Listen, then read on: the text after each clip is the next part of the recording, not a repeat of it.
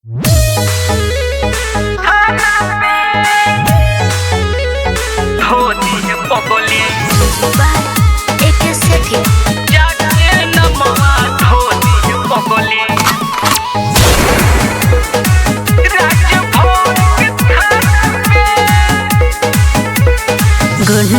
कर दी बाबू आ तोहा चहले नाही काहे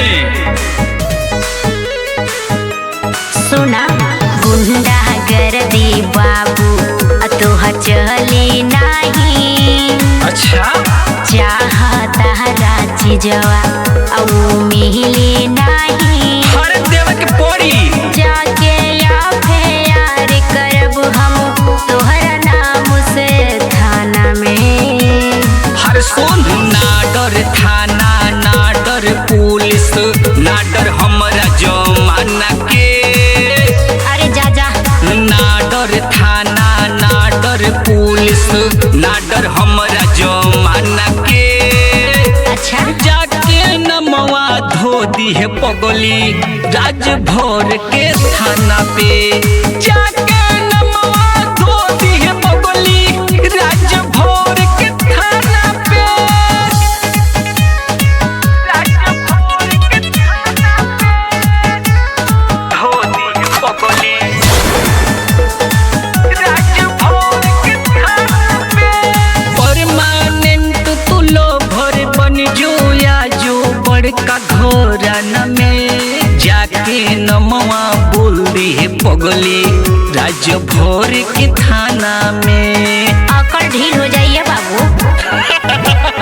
परमानेंट तू लो भर बन जो या जो बड़का घोरन में जाके नमवा धो दी है पगली राज भर के थाना में। जाके नमवा धो दी है पगली राज भर के थाना पे।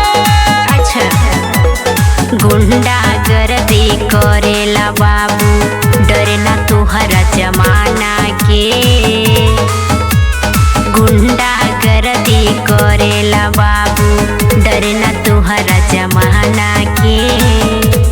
जाके एफआईआर करब हम तोहरा नाम से थाना में।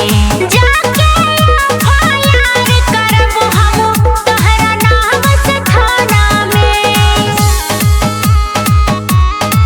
राज भर के थाना पे धो दी है पगली राज भर के थाना पे।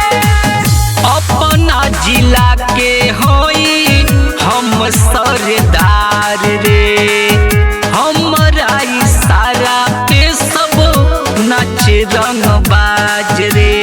का बुझली अरे बुझता बानी अपना जिला के होई हम सरदार रे हमरा इशारा पे सब नाचे रंगबाज रे।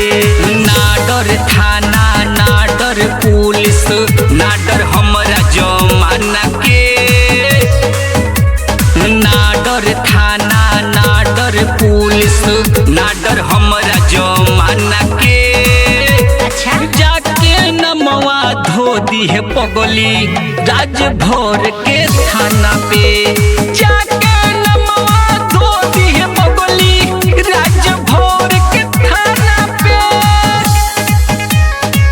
राज भर के थाना पे धो दी है पगली राज भर के थाना पे।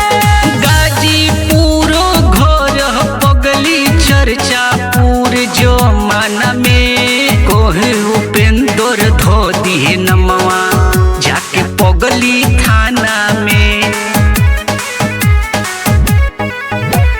गाजीपुर घर पगली चर्चा पूरे जमाना में कोहे उपेंद्र धो दिए नमवा जाके पगली थाना में।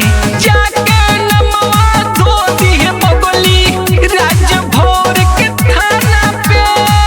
मान गई नहीं है राजभर जी। अरे तो मन ही के पड़ी।